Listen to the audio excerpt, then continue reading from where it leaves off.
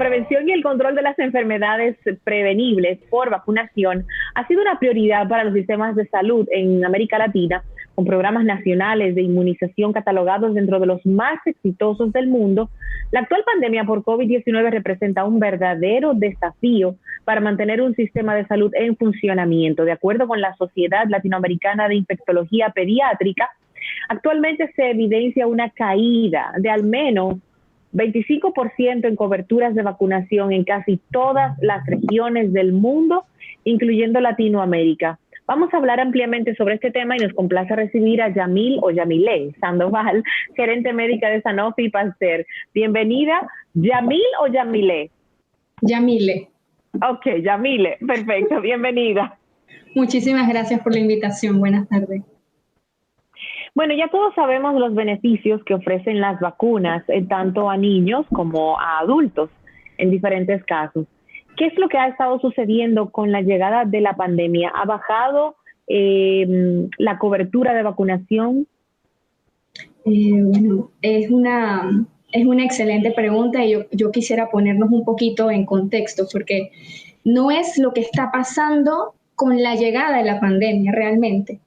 Desde antes de la pandemia, la Organización Mundial de la Salud ya estaba alertando que existían más de 19 millones de niños no vacunados o parcialmente vacunados alrededor del mundo, y que ya estos niños podían estar en riesgo de sufrir una enfermedad inmunoprevenible. Entonces, si nosotros tenemos un poco de ese dato histórico para poner en contexto, ya nosotros partimos la pandemia con oportunidades perdidas de vacunación a nivel mundial, y Latinoamérica no escapa a esa realidad. Los gobiernos han invertido históricamente, varía de un país a otro, recursos y esfuerzos tanto a nivel público, a nivel privado, para que las personas tengan un mejor acceso a las vacunas. Sin embargo, esto va a variar mucho. Hay vacunas de la serie primaria, que son las vacunas que se colocan cuando los niños están pequeñitos por primera vez, que usualmente las coberturas son buenas, pero en la medida que vamos avanzando hacia la adolescente, la edad adulta, en algunos grupos las coberturas empiezan a bajar, porque las personas creen muchas veces que la vacunación es un tema de niños, cuando esa no es la realidad. Es correcto. ¿Tiene eso que ver con las recomendaciones que se han hecho durante la pandemia de que evitemos visitar centros de salud porque son un foco de contagio bastante grande? Mira, ese es uno de los factores que se ha identificado que ha podido recrudecer o agudizar esta realidad, ¿no? Pero ya venía el tema desde antes. Correcto.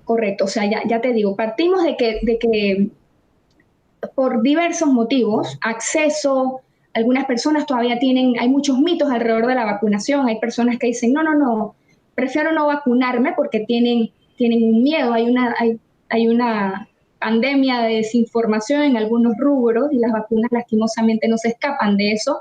Entonces, el tema del confinamiento, que digamos es una intervención no farmacológica que ha sido clave durante esta pandemia, de alguna manera ha venido a golpear también cómo los gobiernos han desacelerado un poco al inicio, sobre todo, la implementación activa de esas jornadas de inmunización. Entiendo que República Dominicana no se escapó a esta realidad.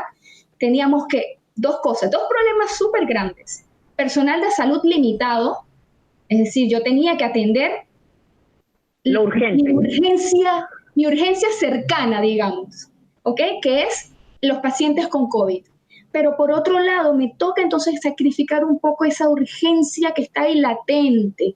Y por eso es que la Sociedad Latinoamericana de Infectología Pediátrica y el doctor José Brea del Castillo, que es dominicano también, pediatra dominicano y representante dentro de la sociedad, han estado alertando, hicieron un consenso regional donde invitaban a que de manera programada, cumpliendo con todas las normativas locales, tanto los médicos como los pacientes fueran comunicando la importancia y los riesgos que hay detrás de no estar vacunado y de tener esos esquemas incompletos, ¿no? Para poder programadamente recuperar eso y evitar brotes, que es el riesgo que tenemos ahora. Imagínense un brote de sarampión, de tosferina con COVID.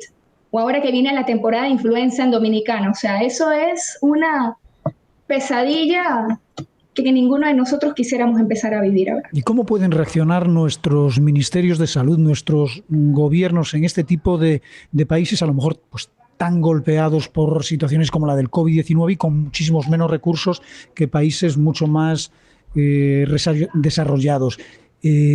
Sobre todo teniendo en cuenta un poco de lo que nos estás contando, ¿no? Todo el enfoque hacia la pandemia, hacia la situación de sistemas de salud débiles, donde se tiene que concentrar quizá todos los recursos más importantes ahí, y de repente tener que arrancar con una campaña de concientización, pero no solamente hacia el público, sino hacia el mismo cuerpo médico, de insistir en que todo lo otro que estábamos haciendo ya normalmente y que todo estaba establecido, no lo podemos dejar atrás.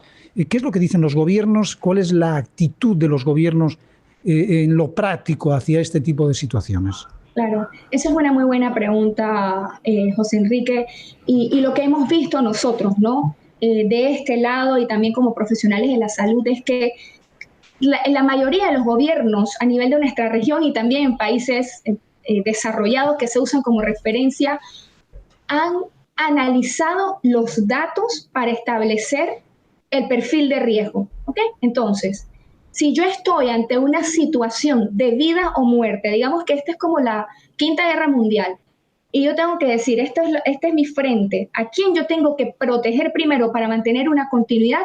Los profesionales de la salud. Entonces, lo primero que se ha empezado a reforzar son las medidas para proteger a ese profesional de la salud, se recomienda en general también asegurar que está inmunizado. O sea, hablamos desde el punto de vista de inmunización. Bajo este mismo criterio, y perdona, sí, con la vacuna del COVID-19 las recomendaciones tendrían que ser las mismas, ¿no? La prioridad al personal de salud. Es que al final, si nosotros nos vamos a una situación de crisis, yo tengo que garantizar poder contener esa crisis. Y cuando son crisis sanitarias, tú necesitas a tu digamos, soldaditos de frente óptimos. Okay. Pero ojo, luego de eso, y en términos de enfermedades inmunoprevenibles, nosotros también vemos poblaciones de riesgo.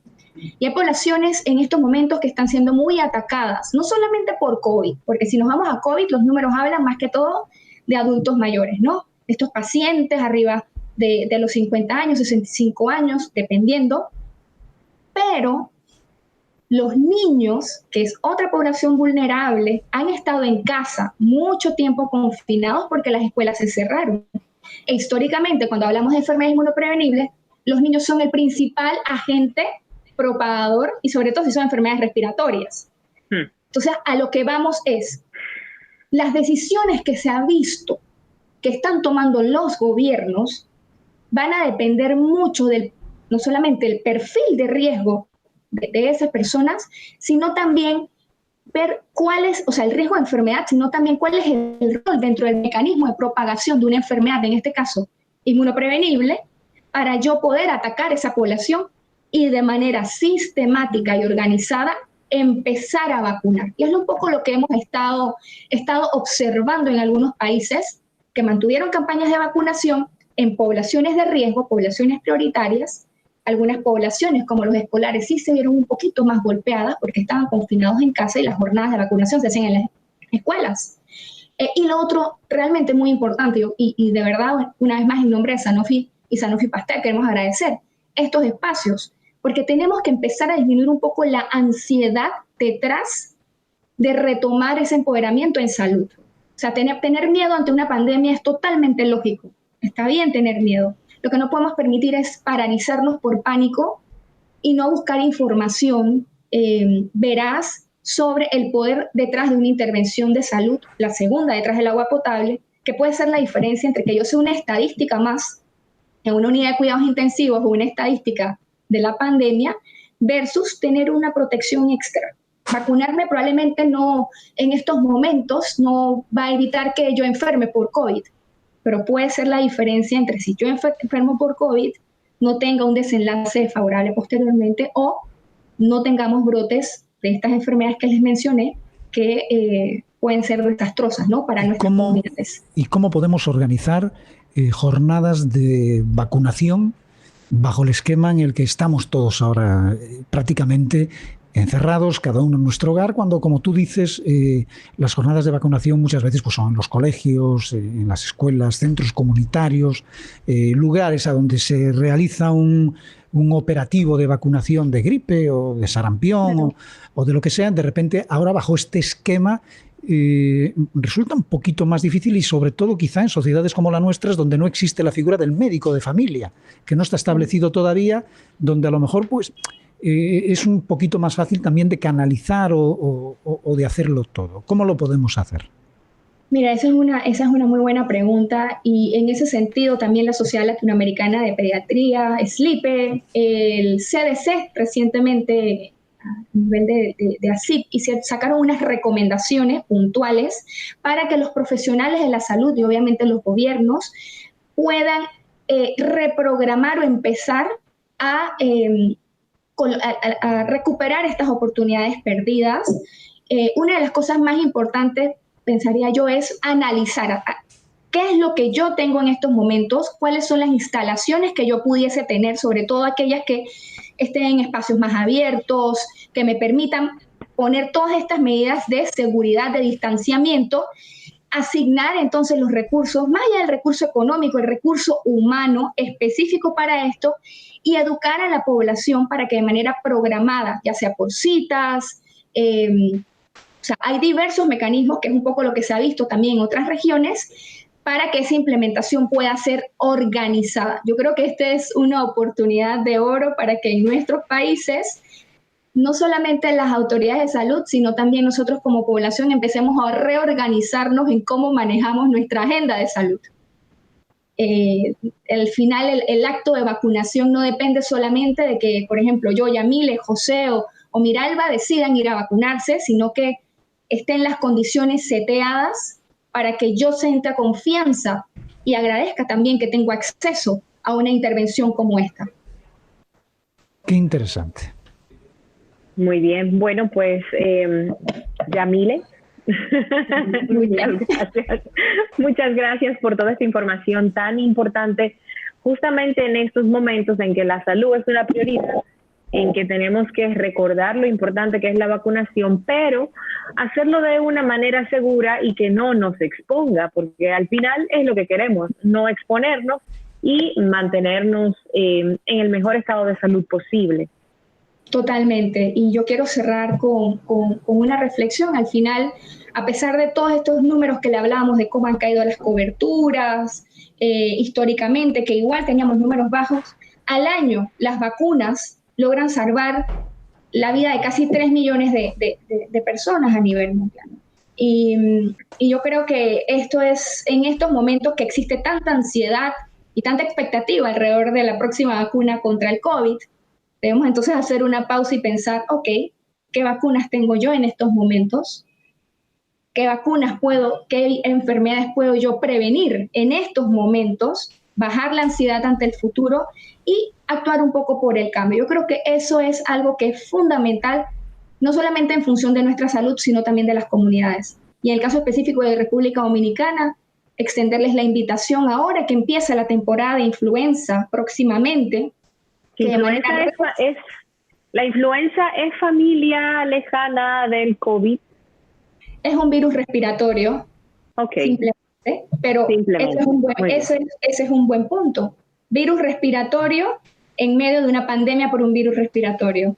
Uno ya tiene vacuna para ser prevenido, el otro no. Entonces, actuemos un poquito en ese sentido, y como mencionaba José Enrique, informémonos, acerquémonos llamemos a esa instalación de salud, busquemos información en fuentes confiables. El CDC tiene un sitio para pacientes muy bueno, donde podemos también bajar un poco la ansiedad detrás de todas estas situaciones. Muchísimas gracias, Yamile Sandoval, gerente médica de Sanofi Pasteur, ha estado con nosotros conversando sobre la situación de la vacunación a nivel general, pero sobre todo en América Latina, y cómo nos ha impactado la pandemia en las cantidades de vacunas que están recibiendo no solamente nuestros niños, sino también las personas adultas que requieren de algún tipo de refuerzo cada cierto tiempo para cierto tipo de enfermedades.